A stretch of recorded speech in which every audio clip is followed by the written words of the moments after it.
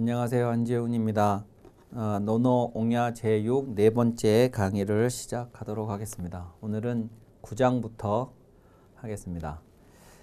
자왈 현재라 회하여 일단사와 일표음으로 제누항을 인불감 기우원을 회야 불계 기락하니 현재라 회하여, 이런 구절인데요. 이것은 이제 안연에 대한 이야기인데, 특이한 것은 우선 현재라 이렇게 시작을 하고 또 마지막에 또 한 번 현재라 회하여 이렇게 마무리를 하고 있는 겁니다. 이제 반복해서 현재라 회하여 현재라 회하여 이렇게 한 거죠.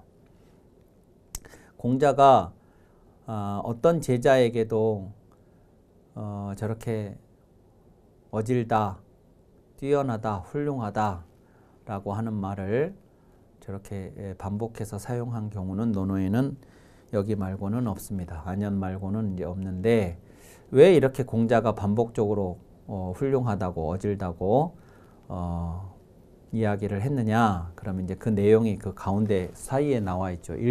일단사와 일표음으로 제누항을 이랬습니다. 일단사 그럴 때 요 단자는 대그릇입니다. 대그릇. 그러니까 대그릇이라는 게 뭐냐면 대나무를 얽어서 만든 소쿠리 같은 것입니다. 이제 거기에 밥을 담아서 단사라고 이제 그런 겁니다. 그러니까 그 얘기는 무슨 얘기냐면, 여기도 이제 마찬가지인데 표음 그러면 요 표는 표주박입니다. 바가지죠. 바가지. 박을 쪼개서 만든 바가지에 마실 것을 담아 놓은 것입니다. 그것이 표음입니다. 단사 표음인데, 그러니까 이거는 무슨 뜻이냐면 밥을 담을 변변찮은 그릇조차도 없고 마실 것을 담을 변변찮은 그릇도 없었다, 이런 얘기입니다. 그래서 대나무를 얽어서 거기다가 밥을 담고 바가지를 쪼개서 거기다가 마실 것을 담아서 마셨다, 이런 겁니다. 그러니까 밥그릇, 국그릇조차도 변변치 않은 그런 상황을 말하는 것이고, 요 일이라는 말은 그런 그릇에 담은 밥이라도 하루 세 끼 계속 먹을 수 있는 게 아니라 하루에 하나 하는 거죠. 그러니까 뭐 반찬 같은 것도 뭐 할 수도 생각할 수도 없고 뭐 이제 이런 겁니다. 그런 밥과 그런 마실 것으로 제 누항을 이랬죠. 요 누항은 이것도 잘 해석을 해야 되는데, 비좁은 시골이라든가, 요게 이제 루자가 비좁다라는 루도 됩니다. 요게 이제 시골이라는 뜻도 있죠. 근데 이런 의미라기보다 요것은 비좁다도 맞는데, 비좁기만 한 것을 누라고 하지 않고 우리가 누추하다 그럴 때 그 누자인데, 이것이 더럽다입니다. 더럽다라는 뜻도 있어요. 비좁다도 있고. 그러니까 비좁고 더러운 겁니다. 그리고 이 항자는 골목이에요. 골목. 시골이 아니라. 그러니까 그러니까 단사, 표음처럼 누항은 저런 상태에 놓인 사람들이 사는 골목입니다. 그래서 누항이라는 말은 다른 말로 바꿔 말하자면 빈민가입니다. 가난한 사람들이 모여 사는 그런 곳이에요. 이런 것으로 이런 데 있는 것을, 이런 데 사는 것을, 이런 거죠. 그래서 한 대그릇 밥과 한 바가지 마실 것으로 비좁은 골목에 사는 것을. 그러면 이제 요 말이 상징하는 게 뭐냐 그러면 엄청난 가난입니다. 그런 상황을 맞이하면 인불감 기우원을, 남들은 그 근심을 견디지 못하거늘, 사람들은 불감 기우, 그 근심을 견디지 못합니다. 그 근심이라는 말은 저 가난으로부터 발생하는 근심입니다. 이 상황에 놓이면 누구라도 다 근심하겠죠. 예. 그래서 그 근심을 견디지 못한다는 말은 저 근심이 그 사람의 삶을 지배합니다. 그런데 회야, 이 안회는 불개 기락하니 그 즐거움을 고치지 아니하니 그랬습니다.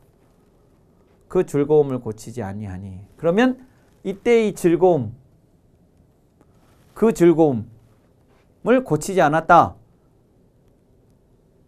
그러면 저것이 가난이 주는 즐거움이겠습니까? 그렇지가 않는 거죠. 저 가난이 즐거울 리가 있겠습니까? 그래서 그 근심은 가난으로부터 발생한 가난이 주는 근심이라는 것이 맞지만 그 즐거움은 가난이 주는 즐거움이나 가난으로부터 발생하는 즐거움은 아닙니다. 자, 그래서 이걸 이제 그림으로 보시자면 이렇게 되는 거죠. 이제 여기 남들이라고 표현되었던 보통 사람들, 안연 아닌 다른 사람들이 가난했을 경우에는 어떠냐? 그러면 가난한 사람들도 근심이 있고 즐거움이 있겠지요. 이 근심은 가난으로부터 주어지는 근심이라고 하더라도 이 즐거움, 가난하고 상관없는 즐거움이 있을 수 있겠지요. 일상의 소소한 즐거움들이 없으리라는 법이 없잖아요. 가난한 사람들은 행복할 수 없다. 그거는 아닐 거 아니겠습니까? 예컨대 그 집에도 어린아이가 있을 것이고 그 어린아이의 천진난만한 모습을 보면서 부모나 할아버지나 할머니가 한때 즐거운 그런 상황을 맞이할 수도 있는 거 아니겠어요? 그런데 보통 사람들의 경우는 어떻게 하느냐? 그러면 이 즐거움이 있지만 가난이 그냥 그걸 싹 다 집어삼켜요. 그냥 모든 게 다 귀찮고 모든 게 다 그냥 부정적이고 이제 이렇게 돼버린다 그겁니다. 그게 사람들은 그 근심을 견디지 못한다 그 말이에요. 그 근심을 이제 견디지 못하면 어떻게 하느냐? 그러면 저 근심의 원인이 가난이라고 생각하고 내가 지금 이렇게 불행한 이유도 가난이라고 생각하니까 가난을 벗어나야겠다고 생각을 하겠죠? 가난을 벗어나야 하는 방식은 뭐가 있을까? 그러면 이제 논어에서 나오는 얘기들을 하자 그러면 가난을 벗어나기 위해서 이제 비굴해집니다. 비굴해져서라도 가난을 벗어나려고 해요. 비굴한 것이 좋아서가 아니라 비굴해서라도 벗어나고 싶어서. 그러니까 다른 말로 하자면 안 해야 할 짓을 평소라면 안 할 짓을 하는 겁니다. 그렇게 해서라도 가난을 벗어나고 싶어요. 그런데 그렇게 해서라도 가난을 벗어나고 싶은데 그걸 못 벗어난 사람은 그러면 또 어떻게 하냐? 그러면 이제 원망을 합니다. 이제 부모를 원망하고 또 남편이라면 아내를 원망하고 막 주변을 원망하고 심지어 이제 조상까지 원망하고 모든 것을 다 세상을 원망하고 다 원망합니다. 원망하는 삶을 살아요. 이게 이제 가난이 그 사람을 삶을 집어삼킨 거죠. 그런데 안연은 어땠느냐? 그러면 안연도 당연히 근심했겠지요.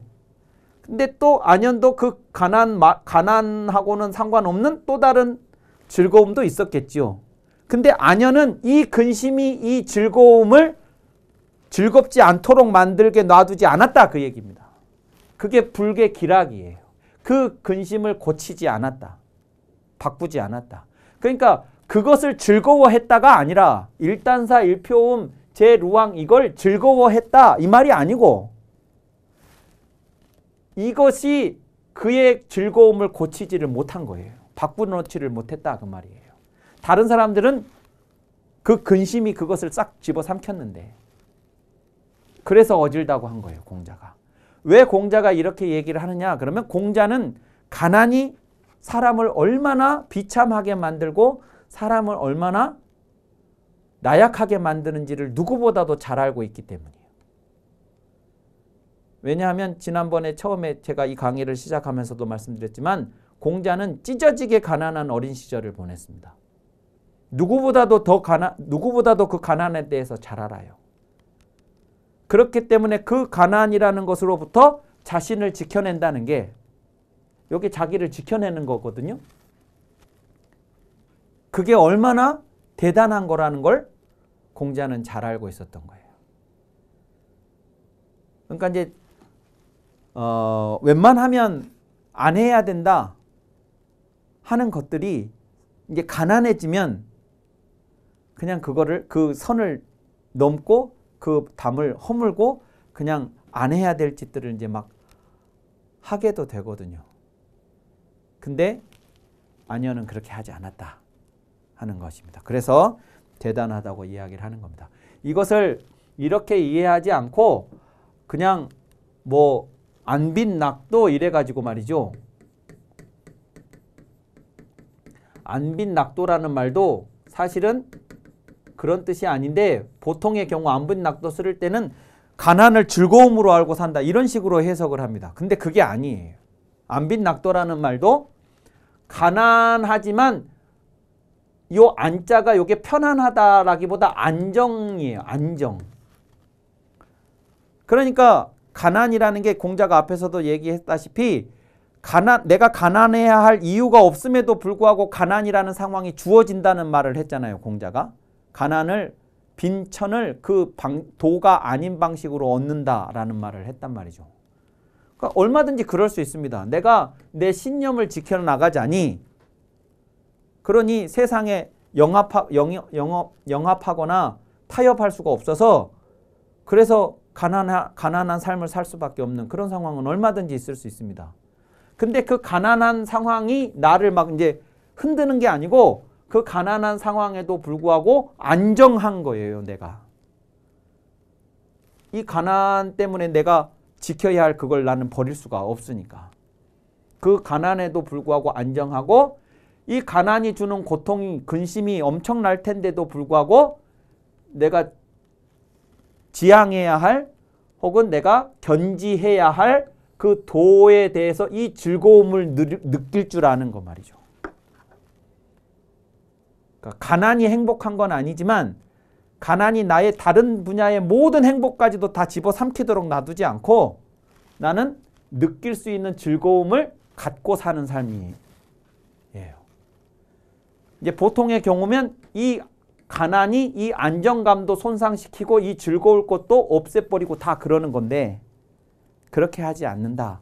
그게 안빈낙도의 뜻이지 뭐 가난을 즐거워하면서 살고 그러니까 이제 그게 이유가 있는 가난일 경우에 아까 방금 말씀드린 것처럼 이제 그런 경우에는 뭐 그렇게 표현할 수도 있겠으나 가난 자체가 즐겁다고 생각을 한다. 이것은 있을 수 없는 일입니다. 그건 공자의 가르침도 아니고 논어가 말하고자 하는 바도 아니고 전통적으로 우리가 이해했던 그런 가난에 대한 이해가 아니에요.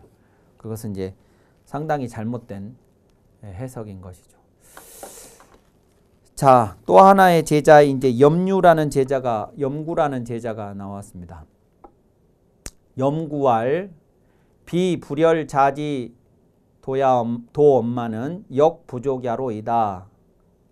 자왈 역부족자는 중도의 패하나니 금연은 획이로다. 이랬습니다.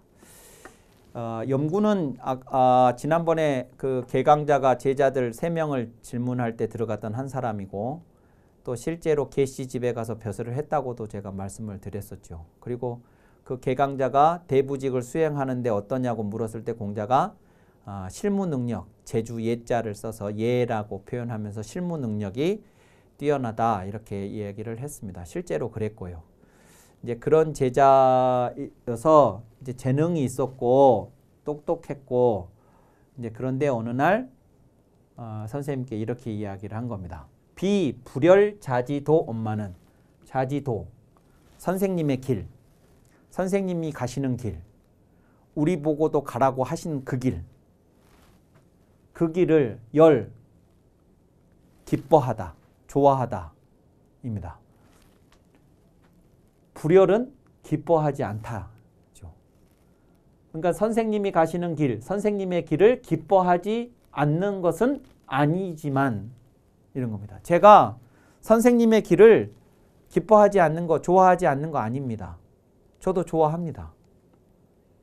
그리고 그게 의미 있다는 것도 저는 잘 압니다. 근데 선생님이 가시고자 하는 그 길, 저희들 보고 가라고 하신 그 길을 제가 가기에는 역부족입니다. 힘이 부족합니다. 그 길은 선생님이시니까 가시는 길이고 저희들이 가기에는, 제가 가기에는 제 힘이 부족합니다. 이렇게 얘기했습니다.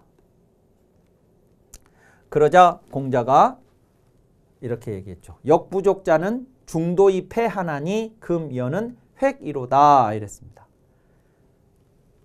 역부족 때문에 못 가겠다고 지금 염구가 그랬는데 공자가 역부족한 자는 중도의 패하나니, 중도 그 길이라는 것은 이제 목적지까지 나 있는 것인데요.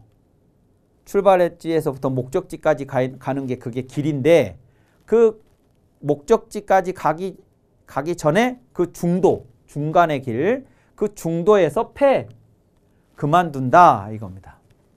자, 이제 여기를 잘 해석을 하셔야 됩니다. 중도의 이러면 중간에 포기한다.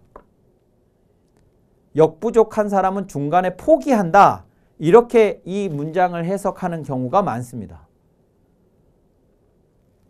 근데 그렇게 해석을 하면 뭐가 문제냐면 금연은 획이로다 이랬습니다. 지금 너는 획이라는 말은 그을 획입니다. 긋다라는 획이에요. 그리고 그 긋다라는 말은 스스로 한계선을 긋는 것이에요. 그러니까 지금 염구는 자신의 문제가 역부족이라고 했는데 공자는 뭐라고 했냐면 네가 말하는 역부족이라는 것은 이렇다. 지금의 너는 역부족이 아니고 획이다. 이렇게 얘기를 한 거라고. 그러니까 이 획이라는 게 나는 더 이상 못 가 이런 거거든요. 그게 중간에 포기하는 거 아니겠습니까? 난 더 이상 여기까지만 나는 가고 나는 더 이상 못 가겠어. 이게 중도의, 우리가 아까 앞에서 말했던 그런 의미의 중도의 패잖아요. 그러니까 이 중도의 패가 그렇게 해석이 되면 요거하고 같은 말이 되는 거라서 그렇게 되면 저 문장이 해석이 잘 안 된다고요. 그러면 이 문장을 어떻게 해석을 해야 되냐? 그러면 너는 역부족이라고 말을 하는데 진짜 역부족은 네가 말하는 그런 게 아니다. 네가 말하는 건 역부족이 아니고 획이야. 이렇게 해야 돼요. 그러면 진짜 역부족은 뭐냐? 그러면 이런 거예요.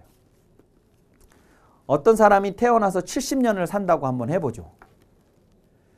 70년을 사는 과정에서 언젠가부터 내가 쭉 가는 길이 있어요.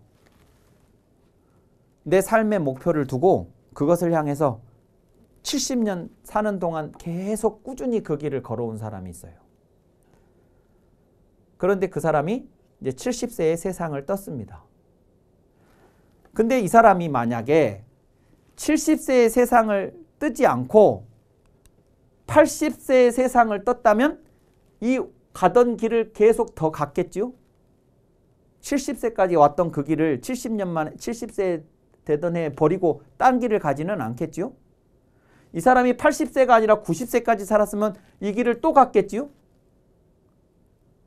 그러면 이 사람이 70세에 죽어서 여기까지밖에 못 간 거지 만약에 80을 살고 90을 살았으면 더 갈 수 있는 그 길을 놔두고 죽은 거 아닙니까? 갈 길을 놔두고 죽은 거. 이것이 역부족이에요. 내가 힘이 없다. 그 말은 죽는다 그 얘기다 그 말이에요. 힘이 없다는 말은, 힘이 부족하다는 말은 그때 쓸 수 있는 말이라는 거죠. 그러니까 인간은 어떤 목표를 정해놓고 갈 때 그 목표를 죽는 날까지 가는 것뿐이지 결코 그 목표를 도달했다, 그 목표에 도달했다 이건 있을 수 없다는 겁니다. 늘 언제나 언제 죽어도 우리는 중도입해. 내일을 하루를 더 살았으면 그 하루를 그 길을 더 갔을 테니까. 갈 길 놔두고 오늘 죽는 거니까 그게 중도입해고 그게 역부족이라는 말은 그때 써야 된다는 거예요. 왜 너 지금 네가 죽는 것도 아닌데 나는 못 가겠어요. 가면 되지 왜 못 간다고 하냐 이거예요. 왜 못 간다고 하냐. 네가 정말로 그걸 기뻐한다면 가면 되지. 너는 그냥 네가 너의 한계를 그냥 긋는 거 아니냐 그 얘기죠. 그건 역부족이 아니다. 이런 말입니다. 그래서 역부족이라는 말은 이 획이라는 말하고 다르게 읽어야 합니다. 그리고 실제 염구가 했던 이 역부족은 진정한 의미의 공자가 말하는 역부족이 아니고 이 획이라는 것을 지금 역부족이라는 말로 잘못 사용하고 있다. 이렇게 공자가 얘기를 하는 거죠. 그러니까 너의 역부족이라는 건 핑계고 그냥 너의 한계를 긋는 것뿐이고 진정한 역부족은 죽을 때까지 가서 죽어서 못 가기 때문에 역부족이라고 해야 된다. 이게 공자의 이야기입니다. 자, 그 다음에요. 11장을 보시겠습니다. 자위 자하왈 여위 군자유오 무위 소인유하라 이랬습니다. 선생님께서 자하에게 이렇게 말씀하셨습니다. 너는 이때요 여자는 2인칭 너입니다. 여자라는 여자가 아니고 2인칭 너입니다. 너는 위 군자유 무위 소인유 군자유가 되어야 한다. 되어야 할 것이요 소인유가 되는 일은 없어야 한다. 되지 말아야 한다. 이렇게 이야기를 했습니다. 자, 그러니까 이제 저기서 이제 우리는 뭘 짐작할 수 있냐 그러면 유라는 사람들이 있는데 그 유에는 두 가지 유가 있다. 군자유와 소인유 이런 거죠.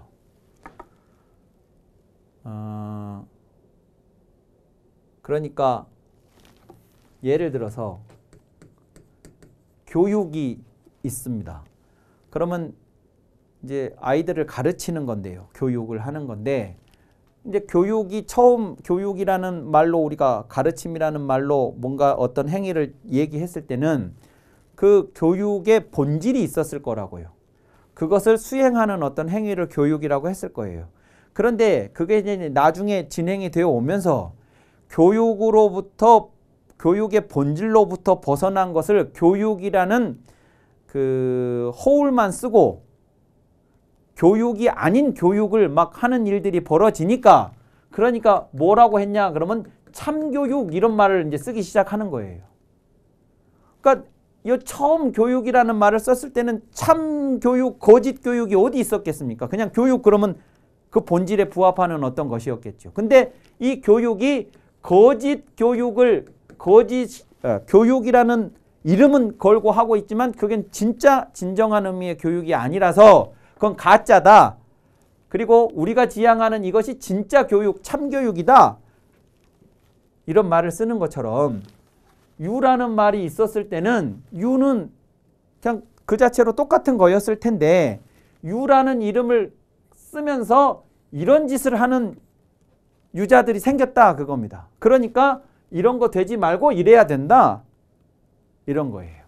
자, 그리고 이제 군자유 소인이라는 게 이제 그런 거고 또 하나는 이런 말을 썼을 때 이 유라는 말 이게 이제 유학할 때 유학, 뭐 유교, 유도 뭐 이렇게 할 때 이제 유자예요. 공자의 가르침을 계승하는 사상이죠. 근데 저 유학이라고 할 때 이 사상이 이 유자가 공자로부터 시작된 것이 아니라 공자 당시에 일반화된 어떤 직업군을 지칭하는 것이었어요. 거기에서 저 유학이라는 말이 유학이라고 할 때 유자가 나온 겁니다.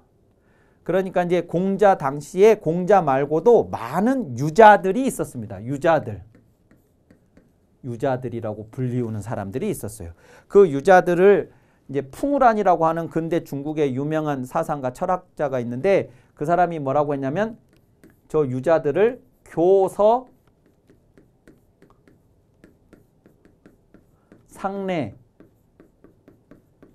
상례하는 사람이다. 글을 가르치고 예를 돕는 사람들이었다. 그러니까 이제 요건 뭐냐 그러면 교육자. 그 다음에 요것은 예 전문가. 오늘날 말로 하자면 이런 사람들을 유자들이라고 불렀다는 거예요. 그리고 그 많은 유자들 가운데 공자가 있었어요. 그런데 그 공자 말고 다른 많은 유자들은 공자가 말하는 이런 유자들이었던 거예요. 소인유. 그러니까 자기 제자 자하에게 공자는 너는 이런 사람 되지 말고 군자유가 되어야 된다. 이렇게 얘기를 한 거죠. 자, 그러면 이제 이거를 이렇게 정리를 해볼 수가 있는 것이죠. 유는 예 전문가고 교육 담당자였다. 그리고 그 유자들이 이제 공자 당시에 왔을 때 소인유라고 표현되는 사람들이 있었는가 하면 이제 공자가 지향하는 그런 의미의 군자유가 있었다. 이렇게 정리를 해서 보시면 되겠는데 이걸 이제 뭐 이렇게 정리해 볼 수 있겠습니다. 그러니까 예라고 하는 것이 본래적인 의미가 있는데 그 본래적 의미는 원래 본질이 있고 형식이 같이 있는 것이었어요. 그러니까 본질과 형식을 뭐라고 그러냐면 예를 들어 이제 하나의 예를 들자면 사랑이라는 본질이 있다. 그러면 이제 형식이라는 것은 그 사랑을 표현하는 방식이죠. 그러니까 이제 뭐 사랑하는 남자 여자가 있으면 남자가 여자에게 결혼을 하자고 함께 이제 평생을 같이 하자고 했을 때 프로포즈를 한다. 그러면 그건 형식입니다. 근데 그 프로포즈를 할 때 반지를 주고 뭐 꽃다발을 주고 뭐 무릎을 꿇고 주고 뭐 하는 것들은 전부 형식입니다. 근데 그 형식 안에 본질이 사랑이라는 본질이 들어 있어야 하는 거죠. 그러면 그 상대방 여자는 남자가 자신을 위해서 반지를 준비하고 자기 앞에서 무릎을 꿇고 반지를 주고 하는 그런 모습을 보면서 이 남자가 나를 정말로 사랑하는구나 하는 것을 이제 느껴서 그 형식으로부터 그 본질을 쌓아 안아서 그걸 반지를 받는다는 게 그 사랑을 받겠다는 의미이지 그 반지라는 물질을 받는 것은 아닐 거 아니겠습니까? 그래서 이제 예라고 하는 것은 원래는 본질과 형식이 같이 다니는 거였습니다. 반지를 준다는 것은 저 여자를 엄청나게 내가 지금 평생을 함께 하고 싶을 만큼 사랑한다는 의미가 같이 동시에 존재하는 거였다는 거죠. 그런데 공자가 활동했던 춘추 전국시대에 오게 되면 형식하고 본질이 분리가 됩니다. 그러니까 반지는 주는데 사랑은 없는 경우처럼 이제 그런 일들이 벌어지는 거예요. 그러니까 형식만 하고 있지 그 안에 원래 담고자 했던 본질은 없는 겁니다. 그냥 상은 치르고 있는데 슬픔은 없다거나 이제 이런 일들이 벌어지는 것이죠. 그러면서 본질보다 형식을 더 중요하게 생각을 해요. 그럴 때 원래는 예라는 말만 쓰면 됐을 것을 이제 단어도 바뀌어요. 예의라는 말과 예의라는 말이 나오게 됩니다. 이것은 형식이라는 의미에, 이것은 이제 본질이라는 의미의 의자를 붙여서 얘도 다 똑같은 얘가 아니다 하는 것을 보여주는 것이죠. 개념의 분화가 일어나게 됩니다. 그러면 이제 그런 일을 보면서 공자가 유학의 예로서 지향했던 것은 뭐냐? 그러면 아까 저 처음에 그러니까 형식 안에 본질이 담겨 있는. 근데 저 본질이라는 걸 인의라는 이제 그런 개념들로 설명을 하게 되죠. 그것이 유학의 예예요. 이제 이럴 때 여기에서 군자유와 소인유가 나누는데 당시 교육자 예 전문가라고 하는 사람들이 전부 이 형식의 전문가들이었고 그런 사람들을 소인유라고 공자는 부르면서 그런 사람이 되지 마라. 너는 이런 거에 충실하는 군자유가 되어라. 이렇게 말하고 있는 게 요 옹야편 11장의 이야기라고 이해를 하시면 되겠습니다. 오늘 강의는 이것으로 마치고 다음 시간에 이어서 하도록 하겠습니다. 감사합니다.